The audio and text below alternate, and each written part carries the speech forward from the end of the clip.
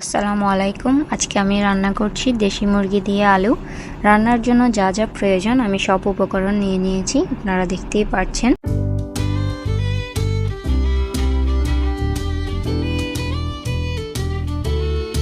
আমি কড়াইতে তেল গরম করে সেখানে দিয়ে দিচ্ছি পেঁয়াজ কুচি, একটু নাড়াচাড়া করে বাদামি রং করে নিলাম।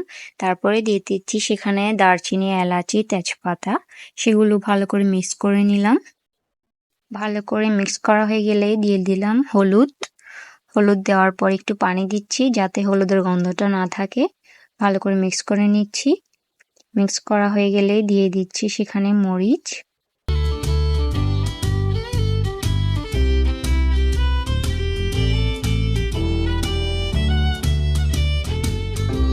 এরপর দিয়ে দিচ্ছি আদা রসুন বাটা ভালো করে মিক্স করে নিচ্ছি। এরপরে দিয়ে দিচ্ছি রাঁধুনি মুরগির মশলা দিয়ে ভালো করে মশলাটা কষিয়ে নিচ্ছি কিছুক্ষণের জন্য।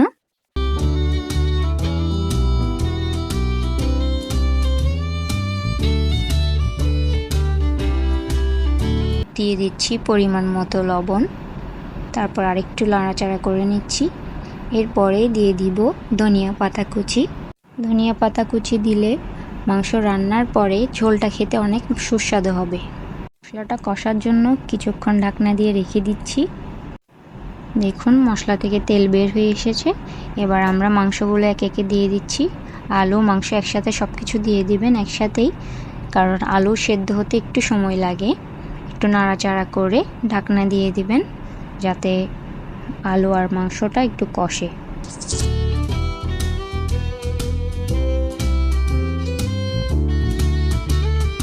ফিরে এলাম কিছুক্ষণ পর। এবার আমি দিয়ে দিচ্ছি 3 কাপ গরম পানি, কারণ আলু দিয়ে যখন মাংস রান্না করা হয় তখন একটু ঝোলটা বেশি রাখতে হবে, তাই আমি 1 কাপ পানি বেশি দিয়েছি। আপনারা আপনাদের পরিমাণ মতোই দিবেন।